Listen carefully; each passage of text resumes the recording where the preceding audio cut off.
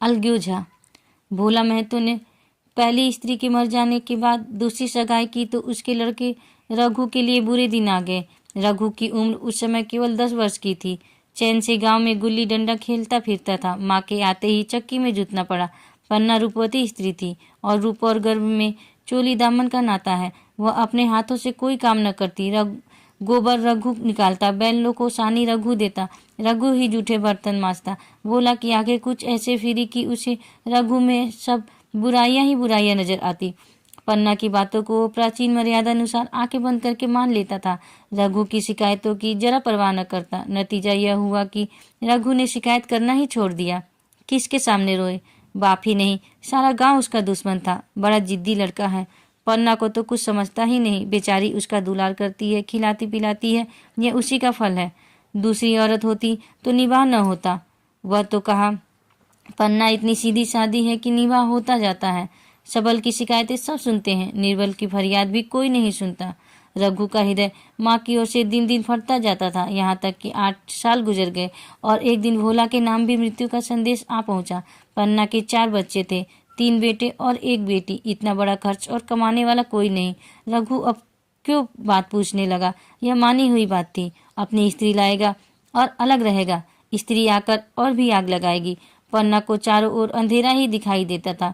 पर कुछ भी हो, वह रघु की आश्रित बनकर घर में रहेगी। जिस घर में उसने राज किया उसमें अब लौंडी न बनेगी।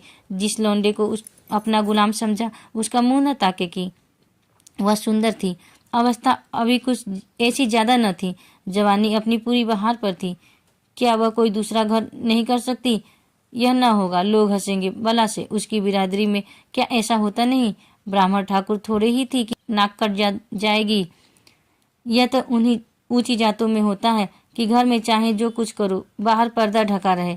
वह तो संसार को दिखाकर दूसरा घर कर सकती है। फिर वह रघु की दबैल बनकर क्यों रहे? भोला को मरे 1 महीना गुजर चुका था। संध्या हो गई थी। पन्ना इसी चिंता में पड़ी हुई थी कि सहसा उसे ख्याल आया, लड़के घर में नहीं है। यह बैलों के लौटने की बेला है। कहीं कोई लड़का उनके नीचे न आ जाए। अब द्वार पर कौन है जो उनकी देखभाल करेगा? रघु को मेरे लड़के फूकती आंखों नहीं भाते, कभी हंसकर नहीं बोलता। घर से बाहर निकली तो देखा रघु सामने झोपड़े में बैठा ऊख की गडेरिया बना रहा है। लड़के उसे घेरे खड़े हैं और छोटी लड़की उसकी गर्दन में हाथ डाले उसकी पीठ पर सवार होने की चेष्टा कर रही है। पन्ना को अपनी आंखों पर विश्वास न आया। आज तो यह नई बात है। शायद दुनिया को दिखाता है कि मैं अपने भाइयों को कितना चाहता हूँ और मन में छुरी रखी हुई है। घात मिले तो जान ही ले ले। काला सांप है, काला सांप। कठोर स्वर में बोली, तुम सब के सब यहाँ वहाँ क्या करते हो? घर में आओ, सांझ की बेला है, गोरू आते होंगे। रघु ने विनीत नेत्रों से देखकर कहा, मैं तो हूँ ही काकी, डर किस बात का है?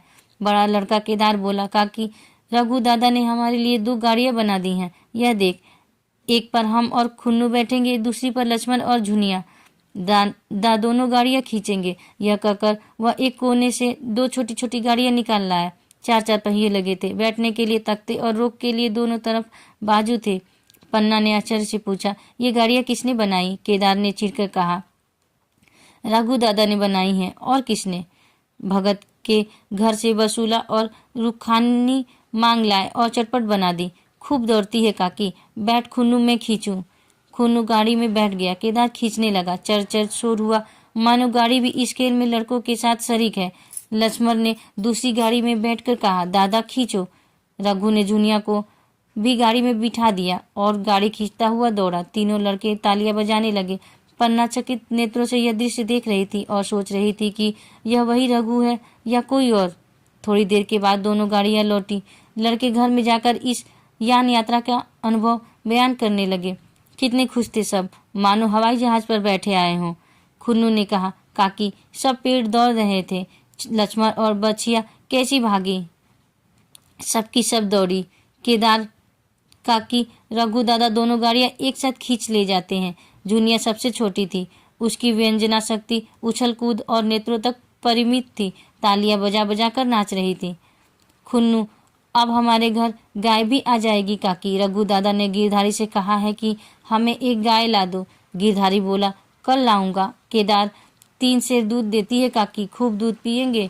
इतने में रघु भी अंदर आ गया। पन्ना ने अवहेलना की दृष्टि से देखकर पूछा, क्यों रघु, तुमने गिरधारी से कोई गाय मांगी है? रघु ने क्षमा प्रार्थना के भाव से कहा, हाँ मांगी तो है, कल लाएगा। पन्ना, रुपए किसके घर से आएंगे यह भी सोचा है? रघु, सब सोच लिया है काकी, मेरी यह मुहर नहीं है, इसके 25 रुपये मिल रहे हैं, 5 रुपये बछिया के मुजा दे दूंगा, बस गाय अपनी हो जाएगी। पन्ना सन्नाटे में आ गई। अब उसका अविश्वासी मन भी रघु के प्रेम और सज्जनता को अस्वीकार न कर सका। बोली, मुहर को क्यों बेचे देते हो? गाय की अभी कौन जल्दी है, हाथ में पैसे हो जाए तो ले लेना, सुना सुना गला अच्छा न लगेगा। इतने दिनों गाय नहीं रही तो क्या लड़के नहीं जिए? रघु दार्शनिक भाव से बोला, बच्चों के खाने पीने के यही दिन है काकी, इस उम्र में न खाया तो फिर क्या खाएंगे? मुहर पहनना मुझे अच्छा भी नहीं मालूम होता, लोग समझते होंगे कि बाप तो गया, इसे मुहर पहनने की सूझी है। भोला मैं तो गाय की चिंता में ही चल बसे, न रुपए आए और न गाय मिली, मजबूर थे। रघु ने यह समस्या कितनी सुगमता से हल कर दी। आज जीवन में पहली बार पन्ना को रघु पर विश्वास आया। बोली, जब गहना ही बेचना है तो अपनी मुहर क्यों बेचोगे, मेरी हंसली ले लेना। रघु, नहीं काकी, वह तुम्हारे गले में बहुत अच्छी लगती है, मर्दों को क्या, मुहर पहने या न पहने। पन्ना, चल मैं बूढ़ी हुई, अब हंसली पहनकर क्या करना है, तू अभी लड़का है, तेरा गला अच्छा न लगेगा। रघु मुस्कुराकर बोला, तुम अभी से कैसे बूढ़ी हो गई, गांव में है कौन तुम्हारे बराबर? रघु की सरल आलोचना ने पन्ना को लज्जित कर दिया। उसके रूखे मुरझाए मुख पर प्रसन्नता की लाली दौड़ गई। 5 साल गुजर गए। रघु का सा मेहनती ईमानदार बात का धनी दूसरा किसान गांव में न था। पन्ना की इच्छा के बिना कोई काम न करता। उसकी उम्र अब 23 साल की हो गई थी। पन्ना बार बार कहती, भैया बहू को विदा करा लाओ, कब तक नहर में पड़ी रहेगी, सब लोग मुझी को बदनाम करते हैं कि यही बहू को नहीं आने देती। मगर रघु टाल देता था, कहता कि अभी जल्दी क्या है, उसे अपनी स्त्री के रंग ढंग का कुछ परिचय दूसरों से मिल चुका था। ऐसी औरत को घर में लाकर वह अपनी शांति में बाधा नहीं डालना चाहता था। आखिर एक दिन पन्ना ने जीत करके कहा, तो तुम न लाओगे? कह दिया कि अभी कोई जल्दी नहीं, तुम्हारे लिए जल्दी न होगी, मेरे लिए तो जल्दी है, मैं आज आदमी भेजती हूँ। पछताओगी काकी, उसका मिजाज अच्छा नहीं है, तुम्हारी भला से। जब मैं उसे बोलूँगी ही नहीं तो क्या हवा से लड़ेगी, रोटियां तो बना लेगी, मुझसे भीतर बाहर का सारा काम नहीं होता। मैं आज बुलाए लेती हूँ। बुलाना चाहती हो बुला लो, मगर फिर यह न कहना कि यह मेहरिया को ठीक नहीं करता, उसका गुलाम हो गया। न कहूँगी, जाकर 2 साड़ियाँ और मिठाई ले आ। तीसरे दिन मूलिया मैके से आ गई। दरवाजे पर नगाड़े बजे, शहनाइयों की मधुर ध्वनि आकाश में गूंजने लगी। मुंह दिखावे की रस्म अदा हुई। वह इस मरुभूमि में निर्मल जलधारा थी। गेहुआ रंग था, बड़ी बड़ी नोकीली पलके, कपोलों पर हल्की सुर्खी, आंखों में प्रबल आकर्षण। रघु उसे देखते ही मंत्रमुग्ध हो गया। प्रातःकाल पानी का घड़ा लेकर चलती, तब उसका गेहुआ रंग प्रभात की सुनहरी किरणों से कुंदन हो जाता, मानो उषा अपनी सारी सुगंध, सारा विकास और उन्माद लिए मुस्कुराती चली जाती हो। मूलिया मैके से ही जली भुनी आई थी। मेरा शौहर छाती फाड़ कर काम करे और पन्ना रानी बनी बैठे रहे, उसके लिए उसके लड़के रईस जादे बने घूमे। मूलिया से यह बर्दाश्त न होगा। वह किसी की गुलामी न करेगी। अपने लड़के तो अपने होते ही नहीं, भाई किसके होते हैं?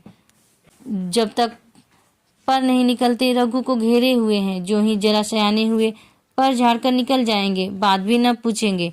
एक दिन उसने रघु से कहा, तुम्हें इस तरह गुलामी करनी हो तो करो, मुझसे न होगी। रघु, तो फिर क्या करूं, तू ही बता। लड़के तो अभी घर का काम करने लायक भी नहीं हुए हैं। मूलिया, लड़के रावत के हैं, कुछ तुम्हारे नहीं हैं। यही पन्ना है जो तुम्हें दाने दाने को दर्शाती थी। सब सुन चुकी हूँ। मैं लौंडी बनकर न रहूंगी। रुपए पैसे का मुझे हिसाब नहीं मिलता। न जाने तुम क्या लाते हो और वह क्या करती है। तुम समझते हो रुपए घर में तो हैं, मगर देख लेना तुम्हें 1 फूटी कौड़ी भी मिले। रघु, रुपए पैसे तेरे हाथ में देने लगूं तो दुनिया क्या कहेगी, यह तो सोच। मूलिया, दुनिया जो चाहे कहे, दुनिया के हाथों बिकी नहीं हूँ। देख लेना भांड लीप कर हाथ काला ही रहेगा। फिर तुम अपने भाइयों के लिए मरो, मैं क्यों मरूं? रघु ने कुछ जवाब न दिया। उसे जिस बात का भय था वह इतनी जल्दी सिर आ पड़ी। अब अगर उसने बहुत तत्वधन्भो किया तो 1 साल 6 महीने और काम चलेगा, बस आगे यह डोंगा चलता नजर नहीं आता। बकरे की माँ कब तक खैर मनाएगी। एक दिन पन्ना ने महुए का सुखावन डाला। बरसात शुरू हो गई थी। बखार में अनाज गीला हो रहा था। मूलिया से बोली, बहू जरा देखती रहना, मैं तालाब से नहा आऊं। मूलिया ने लापरवाही से कहा, मुझे नींद आ रही है, तुम बैठ कर देखो, एक दिन न नहाओगी तो क्या होगा। पन्ना ने साड़ी उतार कर रख दी, नहाने न गई। मूलिया का वार खाली गया। कई दिन के बाद एक शाम को पन्ना धान रोप कर लौटी। अंधेरा हो गया था, दिन भर की भूखी थी। आशा थी बहू ने रोटी बना रखी होगी, मगर देखा तो यहाँ चूल्हा ठंडा पड़ा हुआ था और बच्चे मारे भूख के तड़प रहे थे। मूलिया से आहिस्ता से पूछा, आज अभी चूल्हा नहीं जला? केदार ने कहा, आज दोपहर को भी चूल्हा नहीं जला काकी, भाभी ने कुछ बनाया ही नहीं। पन्ना, तो तुम लोगों ने क्या खाया? केदार, कुछ नहीं, रात की रोटियां थी, खुन्नू और लक्ष्मण ने खाई, मैंने सत्तू खा लिया। पन्ना, और बहू? केदार, वह बड़ी सो रही है, कुछ नहीं खाया। पन्ना ने उसी वक्त चूल्हा जलाया और खाना बनाने बैठ गई। आटा गूंथती थी और रोती थी, क्या नसीब है, दिन भर खेत में जली, घर आई तो चूल्हा के सामने जलना पड़ा। केदार का 14वां साल था। भाभी के रंग ढंग देखकर सारी स्थिति समझ रहा था। बोला, काकी, भाभी अब तुम्हारे साथ रहना नहीं चाहती। पन्ना ने चौंक कर पूछा, क्या कुछ कहती थी? केदार, कहती कुछ नहीं थी, मगर है उसके मन में यही बात। फिर तुम क्यों नहीं उसे छोड़ देती? जैसे चाहे रहे, हमारा भी भगवान है। पन्ना ने दांतों से जीभ दबाकर कहा, चुप, मेरे सामने ऐसी बात भूलकर भी न कहना। रघु तुम्हारा भाई नहीं, तुम्हारा बाप है। मूलिया से कभी बोलोगे तो समझ लेना जहर खा लूंगी। दशहरे का त्योहार आया। इस गांव से कोस भर एक पूर्वे में मेला लगता था। गांव के सब लड़के मेला देखने चले। पन्ना भी लड़कों के साथ चलने को तैयार हुई, मगर पैसे कहाँ से आए? कुंजी तो मूलिया के पास थी। रघु ने आकर मूलिया से कहा, लड़के मेले जा रहे हैं, सबको 2-2 पैसे दे दो। मूलिया ने त्योरियां चढ़ाकर कहा, पैसे घर में नहीं है। रघु, अभी तो तिलहन बिका था, क्या इतनी जल्दी रुपए उठ गए? मूलिया, हाँ उठ गए। रघु, कहाँ उठ गए? जरा सुनो, आज त्योहार के दिन लड़के मेला देखने न जाएंगे? मूलिया, अपनी काकी से कहो पैसे निकाले, गाड़ कर क्या करेंगी? खूंटी पर कुंजी हाथ पकड़ लिया और बोली, कुंजी मुझे दे दो, नहीं तो ठीक न होगा। खाने पहनने को भी चाहिए, कागज किताब को भी चाहिए, उस पर मेला देखने को भी चाहिए। हमारी कमाई इसलिए नहीं है कि दूसरे खाएं और मुझ पर ताव दे। पन्ना ने रघु से कहा, भैया पैसे क्या होंगे, लड़के मेला देखने न जाएंगे? रघु ने झिड़क कर कहा, मेला देखने क्यों न जाएंगे, सारा गांव जा रहा है, हमारे ही लड़के न जाएंगे? यह कहकर रघु ने अपना हाथ छुड़ा लिया और पैसे निकालकर लड़कों को दे दिए। मगर कुंजी जब मूलिया को देने लगा तब उसने उसे आंगन में फेंक दिया और मुंह लपेटकर लेट गई। लड़के मेला देखने न गए। इसके बाद 2 दिन गुजर गए। मूलिया ने कुछ नहीं खाया और पन्ना भी भूखी रही। रघु कभी इसे मनाता कभी उसे, पर न यह उठती न वह। आखिर रघु ने हैरान होकर मूलिया से पूछा, कुछ मुँह से तो कह, चाहती क्या है? मूलिया ने धरती को संबोधित करके कहा, मैं कुछ नहीं चाहती, मुझे मेरे घर पहुंचा दो। रघु, अच्छा उठ, वरना खा, पहुंचा दूंगा। मूलिया ने रघु की ओर आंखें उठाई।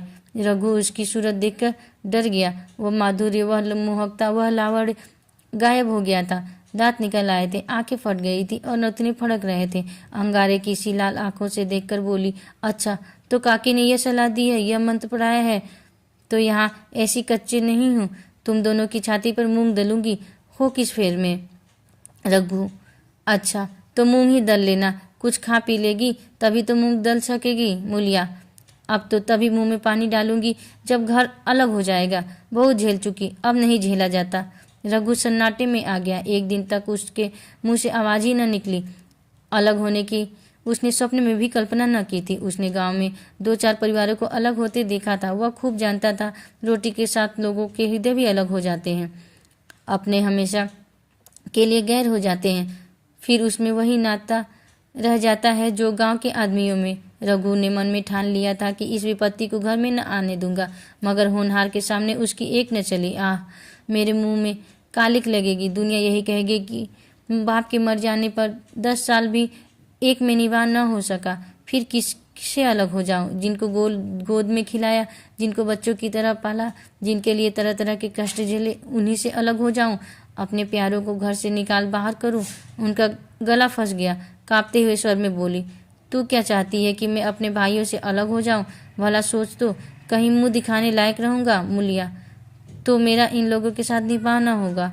रघु, तो तू अलग हो जा, मुझे अपने साथ क्यों घसीटती है। मूलिया, तो मुझे क्या तुम्हारे घर में मिठाई मिलती है, मेरे लिए क्या संसार में जगह नहीं है। रघु, तेरी जैसी मर्जी, जहाँ चाहे रह, मैं अपने घर वालों से अलग नहीं हो सकता। जिस दिन इस घर में 2 चूल्हे जलेंगे उस दिन मेरे कलेजे के 2 टुकड़े हो जाएंगे। मैं यह चोट नहीं सह सकता। तुझे जो तकलीफ हो वह मैं दूर कर सकता हूँ। माल अस्बाब की मालकिन तू है ही, अनाज पानी तेरे ही हाथ है। अब रह क्या गया है। अगर कुछ काम धंधा करना नहीं चाहती मत कर। भगवान ने मुझे समाई दी होती तो मैं तुझे तिनका तक उठाने न देता। तेरे यह सुकुमार हाथ पांव मेहनत मजदूरी करने के लिए बनाए ही नहीं गए हैं, मगर क्या करूं, अपना कुछ बस ही नहीं है।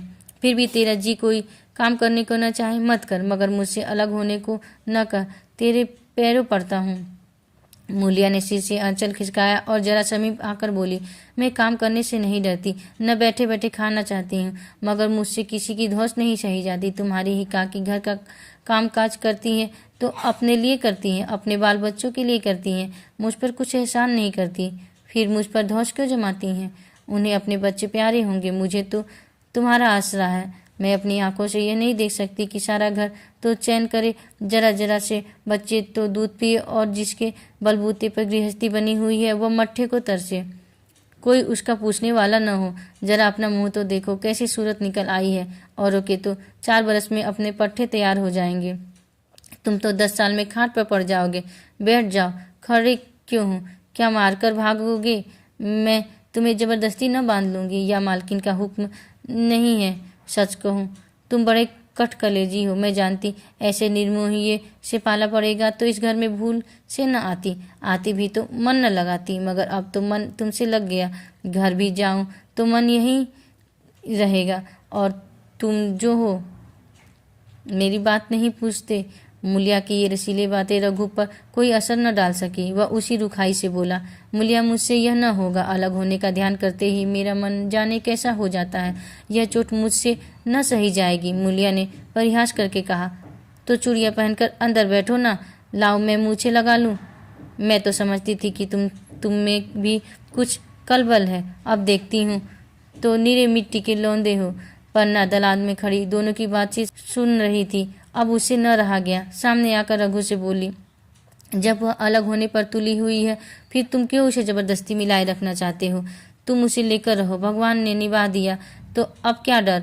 अब तो भगवान की दया से तीनों लड़के सयाने हो गए हैं, अब कोई चिंता नहीं। रघु ने आंसू भरी आंखों से पन्ना को देखकर कहा, काकी तू भी पागल हो गई है क्या। जानती नहीं 2 रोटियां होते ही 2 मन हो जाते हैं। पन्ना, जब वह मानती ही नहीं तब तुम क्या करोगे। भगवान की मर्जी होगी तो कोई क्या करेगा। परालब्ध में जितने दिन एक साथ रहना लिखा था उतने दिन रहे, अब उसकी यह मर्जी है तो यही सही। तुमने मेरे बाल बच्चों के लिए जो कुछ किया वह भूल नहीं सकती। तुमने इनके सिर पर हाथ न रखा होता तो आज इनकी न जाने क्या गति होती, न जाने किसके द्वार पर ठोकरे खाते होते, न जाने कहाँ कहाँ भीख मांगते फिरते। तुम्हारा जस मरते दम तक गाऊंगी। अगर मेरी खाल तुम्हारे जूते बनाने के काम आते तो खुशी से दे दूं। चाहे तुमसे अलग हो जाऊं, पर जिस घड़ी पुकारोगे कुत्ते की तरह दौड़ी आऊंगी। यह भूलकर भी न सोचना कि तुमसे अलग होकर मैं तुम्हारा बुरा चाहूंगी। जिस दिन तुम्हारा अनभल मेरे मन में आएगा उसी दिन बीज खाकर मर जाऊंगी। भगवान करे तुम दूधो नहाओ पूतो फलो, मरते दम तक यही आशीष मेरे रोए रोए से निकलती रहेगी। और अगर लड़के भी अपने बाप के हैं तो मरते दम तक तुम्हारा पोष मानेंगे। यह कहकर पन्ना रोती हुई वहां से चली गई। रघु वहां मूर्ति की तरह बैठा रहा। आसमान की ओर टकटकी लगी थी और आंखों से आंसू बह रहे थे। पन्ना की बातें सुनकर मूलिया समझ गई कि अपने पौ बाहर हैं। चटपट उठी, घर में झाड़ू लगाया, चूल्हा जलाया और कुएं से पानी लेने चली। उसकी टेक पूरी हो गई थी। गांव में स्त्रियों के 2 दल होते हैं, एक बहुओं का और दूसरा सासों का। बहुएं सलाह और सहानुभूति के लिए अपने दल में जाती हैं, सासें अपने में। दोनों की पंचायतें अलग होती हैं। मूलिया को कुएं पर 2-3 बहुएं मिल गई। एक से पूछा, आज तो तुम्हारी बुढ़िया बहुत रोध हो रही थी। मूलिया ने विजय के गर्व से कहा, इतने दिनों से घर की मालकिन बनी हुई है, राजपाट छोड़ते किसे अच्छा लगता है। बहन, मैं उनका बुरा नहीं चाहती, लेकिन एक आदमी की कमाई में कहाँ तक बरकत होगी। मेरे भी तो यही खाने पीने पहनने ओढ़ने के दिन है। अभी उनके पीछे मरो, फिर बाल बच्चे हो जाएंगे, उनके पीछे मरो, सारी जिंदगी रोते ही कट जाएगी। एक बहू बुढ़िया यही चाहती है कि यह सब जन्म भर लौंडी बनी रहे, मोटा झोटा खाएं और पड़ी रहें। दूसरी बहू, किस भरोसे पर कोई मरे। अपने लड़के तो बात नहीं पूछते, पराए लड़कों का क्या भरोसा। कल इनके हाथ पैर हो जाएंगे, फिर कौन पूछता है। अपनी अपनी मेहरियों का मुंह देखेंगे। पहले ही से फटकार देना अच्छा है, फिर तो कोई कलक न होगा। मूलिया पानी लेकर गई, खाना बनाया और रघु से बोली, जाओ नहा आओ, रोटी तैयार है। रघु ने मानो सुना ही नहीं, सिर पर हाथ रखकर द्वार की तरफ ताकता रहा। मूलिया, क्या कहती हूँ, कुछ सुनाई देता है? रोटी तैयार है, जाओ नहा आओ। रघु, सुन तो रहा हूँ, क्या बहरा हूँ? रोटी तैयार है तो जाकर खा ले, मुझे भूख नहीं। मूलिया ने फिर नहीं कहा, जाकर चूल्हा बुझा दिया, रोटियां उठाकर छीके पर रख दी और मुंह ढाक कर लेट रही। जरा देर में पन्ना आकर बोली, खाना तैयार है, नहा धोकर खा लो, बहू भी भूखी होगी। रघु ने झुझलाकर कहा, काकी तू घर में रहने देगी कि मुंह में कालिक लगाकर कहीं निकल जाऊं? खाना तो खाना ही है, आज न खाऊंगा कल खाऊंगा, लेकिन अभी मुझसे न खाया जाएगा। केदार, क्या अभी मदरसे से नहीं आया? पन्ना, अभी तो नहीं आया, आता ही होगा। पन्ना समझ गई कि जब तक वह खाना बनाकर लड़कों को न खिलाएगी और खुद न खाएगी, रघु न खाएगा। इतना ही नहीं, उसे रघु से लड़ाई करनी पड़ेगी, उसे जली कटी सुनानी पड़ेगी, उसे यह दिखाना पड़ेगा कि मैं ही उससे अलग होना चाहती हूँ, नहीं तो वह इसी चिंता में घुल घुल कर प्राण दे देगा। यह सोचकर उसने अलग चूल्हा जलाया और खाना बनाने लगी। इतने में केदार और खुन्नू मदरसे से आ गए। पन्ना ने कहा, आओ बेटा खाना खा लो, रोटी तैयार है। केदार ने पूछा, भैया को भी बुला लूँ ना? पन्ना, तुम आकर खा लो, उसकी रोटी बहू ने अलग बनाई है। खुन्नू, जाकर भैया से पूछना आऊँ? पन्ना, जब उसका जी चाहेगा खाएंगे, तू बैठ कर खा, तुझे इन बातों से क्या मतलब? जिसका जी चाहेगा खाएगा, जिसका जी नहीं चाहेगा ना खाएगा। जब वह और उसकी बीबी अलग रहने पर तुले हैं तो कौन मनाए? केदार, तो क्यों अम्मा जी, क्या हम अलग घर में रहेंगे? पन्ना, उनका जी चाहे एक घर में रहे, जी चाहे आंगन में दीवार डाल ले। खुन्नू ने दरवाजे पर आकर झाँका। सामने फूस की झोपड़ी थी, वहीं खाट पर पड़ा रघु नारियल पी रहा था। खुन्नू, भैया तो अभी नारियल लिए बैठे हैं। पन्ना, जब जी चाहेगा खाएंगे। केदार, भैया ने भाभी को डांटा नहीं? मूलिया अपनी कोठरी में पड़ी सुन रही थी, बाहर आकर बोली, भैया ने तो नहीं डांटा, अब तुम आकर डांटो। केदार के चेहरे पर रंग उड़ गया, फिर जबान न खोली। तीनों लड़कों ने खाना खाया और बाहर निकले। लू चलने लगी थी। आम के बाग में गांव के लड़के लड़कियां हवा से गिरे हुए आम चुन रहे थे। केदार ने कहा, आज हम भी आम चुनने चले, खूब आम गिर रहे हैं। खुन्नू, दादा जो बैठे हैं। लक्ष्मण, मैं न जाऊंगा, दादा घुड़केंगे। केदार, वह तो अब अलग हो गए। लक्ष्मण, तो अब हमको कोई मारेगा तब भी दादा न बोलेंगे? केदार, वाह, तब क्यों नहीं बोलेंगे? रघु ने तीनों लड़कों को दरवाजे पर खड़े देखा, फिर कुछ बोला नहीं। पहले तो वह घर के बाहर निकलते ही उन्हें डांट बैठता था, पर आज वह मूर्ति के समान निश्चल बैठा रहा। अब लड़कों को कुछ साहस हुआ, कुछ दूर और आगे बढ़े। रघु अब भी कुछ न बोला। कैसे बोले, वह सोच रहा था। काकी ने लड़कों को खिला पिला दिया, मुझसे पूछा तक नहीं। क्या उनकी आंखों पर भी पर्दा पड़ गया है? अगर मैंने लड़कों को पुकारा और वह न आए तो मैं उनको मार पीट कर तो न ला सकूंगा। लू में सब मारे मारे फिरेंगे, कहीं बीमार न पड़ जाए। उसका दिल महसूस कर रह जाता था, लेकिन मुझसे कुछ कह न सकता था। लड़कों ने देखा कि यह बिल्कुल नहीं बोलते तो निर्भय होकर चल पड़े। सहसा मूलिया ने आकर कहा, अब तो उठोगे कि अब भी नहीं? जिनके नाम पर फाका कर रहे हो, उन्होंने मजे से लड़कों को खिलाया और अब आप खाया, अब आराम से सो रही हैं। मोर पिया बात न पूछे, मोर सुहागिन नाव।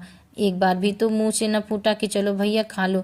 रघु को इस समय मर्मांतक पीड़ा हो रही थी। मूलिया के इन कठोर शब्दों ने घाव पर नमक छिड़क दिया। दुखित नेत्रों से देखकर बोला, तेरी जो मर्जी थी वही तो हुआ, अब जा ढोल बजा। मूलिया, नहीं, तुम्हारे लिए थाली परोसे बैठी है। रघु, मुझे चिढ़ा मत, तेरे पीछे मैं भी बदनाम हो रहा हूँ। जब तक तू किसी की होकर नहीं रहना चाहती तो दूसरे को क्या गरज है जो मेरी खुशामद करे? जाकर काकी से पूछ, लड़के आम चुनने गए हैं, उन्हें पकड़ लाऊं? मूलिया अंगूठा दिखाकर बोली, यह जाता है, तुम्हें 100 बार गरज हो, जाकर पूछो। इतने में पन्ना भी भीतर से निकल आई। रघु ने पूछा, लड़के बगीचे में चले गए काकी, लू चल रही है। पन्ना, अब उनका कौन पुछत्तर है? बगीचे में जाए, पेड़ पर चढ़े, पानी में डूबे, मैं अकेली क्या क्या करूं?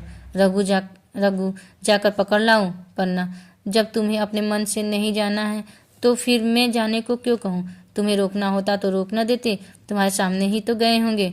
पन्ना की बात पूरी भी न हुई थी कि रघु ने नारियल कोने में रख दिया और बाग की तरफ चला। रघु लड़कों को लेकर बाग से लौटा तो देखा मूलिया अभी तक झोपड़े में खड़ी है। बोला, तू जाकर खा क्यों नहीं लेती? मुझे तो इस बेला भूख नहीं है। मूलिया ऐंठ कर बोली, हाँ भूख क्यों लगेगी, भाइयों ने खाया वह तुम्हारे पेट में पहुंच ही गया होगा। रघु ने दांत पीसकर कहा, मुझे जला मत मूलिया। मूलिया, नहीं अच्छा ना होगा, खाना कहीं भागा नहीं जाता, एक बेला न खाऊंगा तो मर न जाऊंगा। क्या तू समझती है घर में आज कोई बात हो गई है? तूने घर में चूल्हा नहीं जलाया, मेरे कलेजे में आग लगाई है। मुझे घमंड था कि चाहे जो कुछ हो पर मेरे घर में फूट का रोग न आने पाएगा, पर तूने घमंड चूर कर दिया। परालब्ध की बात है। मुनिया तिनक कर बोली, सारा मोह छोड़ तुम्ही को है और किसी को है? मैं तो किसी को तुम्हारी तरह बिसुरते नहीं देखती। रघु ने ठंडी सांस खींच कर कहा, मूलिया घाव पर नून न छिड़क, तेरे ही कारण मेरी पीठ में धूल लग रही है। मुझे इस गृहस्थी का मोह न होगा तो किसे होगा? मैंने ही तो इसे मरमर जोड़ा है। जिनको गोद में खिलाया वही अब मेरे पट्टीदार होंगे। जिन बच्चों को मैं डांटता था आज उन्हें कड़ी आंखों से भी नहीं देख सकता। मैं उनके भले के लिए भी कोई बात करूं तो दुनिया यही कहेगी कि यह अपने भाइयों को लूटे लेता है। जा मुझे छोड़ दे, अभी मुझसे कुछ न खाया जाएगा। मूलिया, मैं कसम रखा दूंगी न चुपके से चलो। रघु, देख अब भी कुछ नहीं बिगड़ा है, अपना हट छोड़ दे। मूलिया, हमारा ही लहू पिए जो खाने न उठे। रघु ने कानों पर हाथ रखकर कहा, यह तूने क्या किया मूलिया? मैं तो उठ ही रहा था, चल खा ले। नहाने धोने कौन जाए, लेकिन इतनी कह देता हूँ कि चाहे 4 की जगह 6 रोटियां खा जाऊं, चाहे तू मुझे घी के मटके ही में डुबो दे, पर यह दाग मेरे दिल से न मिटेगा। मूलिया, दाग साग सब मिट जाएगा। पहले सबको ऐसा ही लगता है, देखते नहीं हो उधर कैसी चैन की बंसी बज रही है। वह तो मना ही रही थी कि किसी तरह ये सब अलग हो जाए। अब वह पहले किसी चांदी तो नहीं है कि जो कुछ घर में आवे सब गायब। अब क्यों हमारे साथ रहने लगी? रघु ने आहत स्वर में कहा, इसी बात का तो मुझे गम है।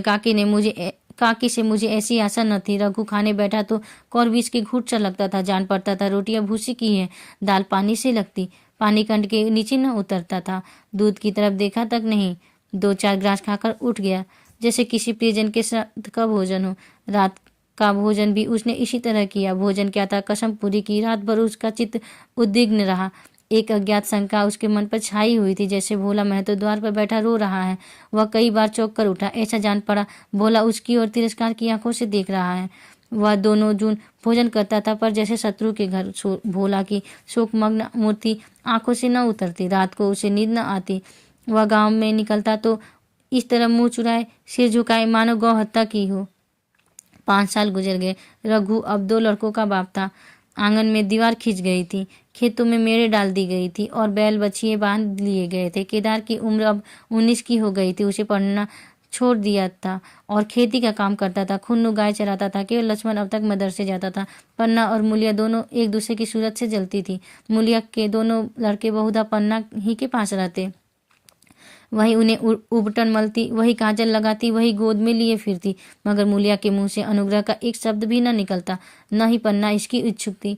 वह जो कुछ करती निर्व्याज भाव से करती थी। उसके 2 लड़के अब कमाऊ हो गए थे। लड़की खाना पका लेती थी, वह खुद ऊपर का काम काज कर लेती। इसके विरुद्ध रघु अपने घर का अकेला था। वह भी दुर्बल, अशक्त और जवानी में बूढ़ा। अभी आयु 30 वर्ष से अधिक न थी, लेकिन बाल खिचड़ी हो गए थे, कमर भी झुक चली थी, खांसी ने जीर्ण कर रखा था। देखकर दया आती थी। और खेती पसीने की वस्तु है। खेती की जैसी सेवा होनी चाहिए वह उससे न हो पाती, फिर अच्छी फसल कहाँ से आती? कुछ ऋण भी हो गया था। वह चिंता और भी उससे मारे डालती थी। चाहिए तो यह था कि अब उसे कुछ आराम मिलता। इतने दिनों के निरंतर परिश्रम के बाद सिर का बोझ कुछ हल्का होता, लेकिन मूलिया की स्वार्थपरता और अदूरदर्शिता ने लहराती हुई खेती उजाड़ दी। अगर सब एक साथ रहते तो अब तक वह पेंशन पा जाता। मजे से द्वार पर बैठा हुआ नारियल पीता, भाई काम करते वह सलाह देता, महतो बना फिरता, कहीं किसी के झगड़े चुकाता, कहीं साधु संतों की सेवा करता। वह अवसर हाथ से निकल गया। अब तो चिंता भार दिन दिन बढ़ता जाता था। आखिर उसे धीमा धीमा ज्वर रहने लगा। हृदय शूल चिंता, कड़ा परिश्रम और अभाव की यही पुरस्कार है।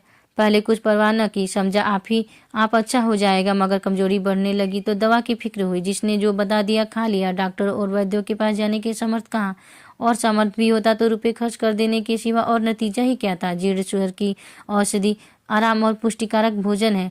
न वह बसंत मालती का सेवन कर सकता था और न आराम से बैठकर बलवर्धक भोजन कर सकता था। कमजोरी बढ़ती ही गई। पन्ना को अवसर मिलता तो वह आकर उसे तसल्ली देती, लेकिन उसके लड़के अब रघु से बात भी न करते थे। दवा दारू तो क्या करते, उसका और मजाक उड़ाते। भैया समझते थे कि हम लोगों से अलग होकर सोने और ईट रख लेंगे। भाभी भी समझती थी सोने से लग जाऊंगी। अब देखिए कौन पूछता है, सिसक सिसक कर न मरे तो कह देना। बहुत हाय हाय भी अच्छी नहीं होती। आदमी उतना काम करे जितना हो सके, यह नहीं कि रुपए के लिए जान दे दे। पन्ना कहती, रघु बेचारे का कौन दोष है। केदार कहता, चल मैं खूब समझता हूँ, भैया की जगह मैं होता तो डंडे से बात करता। मजाल थी कि औरत की यो जिद करती। यह सब भैया की चाल थी, सब सधी बात थी। आखिर एक दिन रघु का टिमटिमाता हुआ जीवन दीपक बुझ गया। मौत ने सारी चिंताओं का अंत कर दिया। अंत समय उसने केदार को बुलाया था, पर केदार को ऊख में पानी देना था। डरा कहीं दवा के लिए न भेज दे, बहाना बना दिया। मूलिया का जीवन अंधकारमय हो गया। जिस भूमि पर उसने मनसूबों की दीवार खड़ी की थी वह नीचे से खिसक गई थी। जिस खूंटे के बल पर वह उछल रही थी वह उखड़ गया था। गांव वालों ने कहना शुरू किया, ईश्वर ने कैसा तत्काल दंड दिया। बेचारी मारे लाज के अपने दोनों बच्चों के लिए रोया करती। गांव में किसी को मुंह दिखाने का साहस न होता। प्रत्येक पाड़ी उसे यह कहता हुआ मालूम होता था, मारे घमंड के धरती पर पाँव न रखती थी। आखिर सजा मिल गई कि नहीं। अब इस घर में कैसे निर्वाह होगा, वह किसके सहारे रहेगी, किसके बल पर खेती होगी। बेचारा रघु बीमार था, दुर्बल था, पर जब तक जीता रहा अपना काम करता रहा। मारे कमजोरी के कभी कभी सिर पकड़ कर बैठ जाता और जरा दम लेकर फिर हाथ चलाने लगता था। सारी खेती तहस नहस हो रही थी। उसे कौन संभालेगा। अनाज की गांठें खलिहान में पड़ी थी, ऊख अलग सूख रही थी। वह अकेली क्या क्या करेगी। फिर सिकाई करके आदमी का तो काम नहीं। 3-3 मजदूरों को कहाँ से लाए। गांव में मजदूर थे ही कितने। आदमी के लिए खींचता नहीं हो रही थी। क्या करे क्या न करे। इस तरह 13 दिन बीत गए। क्रियाक्रम से छुट्टी मिली। दूसरे ही दिन सवेरे मूलिया ने दोनों बालकों को गोद में उठाया और अनाज मारने चली। खलिहान में पहुंचकर उसने एक को तो पेड़ के नीचे घास के नर्म बिस्तर पर सुला दिया और दूसरे को वहीं बैठाकर अनाज मारने लगी। बैलों को हाँकती थी और रोती थी। क्या इसीलिए भगवान ने उसको जन्म दिया था। देखते देखते क्या से क्या हो गया। इन्हीं दिनों पिछले साल भी अनाज मारा गया था। वह रघु के लिए लोटे में शरबत और मटर की घुगनी लेकर आई थी। आज कोई उसके आगे है न पीछे, लेकिन किसी की लोंडी तो नहीं हूँ। उसे अलग होने का अब भी पछतावा न था। एकाएक छोटे बच्चे का रोना सुनकर उसने उधर ताका तो बड़ा लड़का उसे चुमकार कर कह रहा था, भैया चुप रहो। धीरे धीरे उसके मुंह पर हाथ फेरता था और चुप कराने के लिए विकल था। जब बच्चा किसी तरह न चुप हुआ तो वह खुद उसके पास लेट गया और उसे छाती से लगाकर प्यार करने लगा। मगर जब यह प्रयत्न भी सफल न हुआ तो वह रोने लगा। उसी समय पन्ना दौड़ी आई और छोटे बालक को गोद में उठाकर प्यार करती हुई बोली, लड़कों को मुझे क्यों न दे आई बहू। हाय हाय, बेचारा धरती पर पड़ा लौट रहा है। जब मैं मर जाऊं तो जो चाहे करना, अभी तो जीती हूँ। अलग हो जाने से बच्चे तो नहीं अलग हो गए। मूलिया ने कहा, तुम्हें भी तो छुट्टी नहीं थी अम्मा, क्या करती। पन्ना, तो तुझे यहाँ आने की ऐसी क्या जल्दी थी। डांट मार न जाती। 3-3 लड़के तो हैं और किस दिन काम आएंगे। केदार तो कल ही मारने को कह रहा था, पर मैंने कहा पहले ऊख में पानी दे दो, लो फिर आज मारना। मड़ाई तो 10 दिन बाद भी हो सकती है। ऊख की सिंचाई न हुई तो सूख जाएगी। कल से पानी चढ़ा हुआ है, परसों तक खेत पुर जाएगा, तब मड़ाई हो जाएगी। तुझे विश्वास न आएगा, जब से भैया मरे हैं केदार को बड़ी चिंता हो गई है। दिन में 100 बार पूछता है, भाभी बहुत रोती तो नहीं है, देख लड़के भूखे तो नहीं है।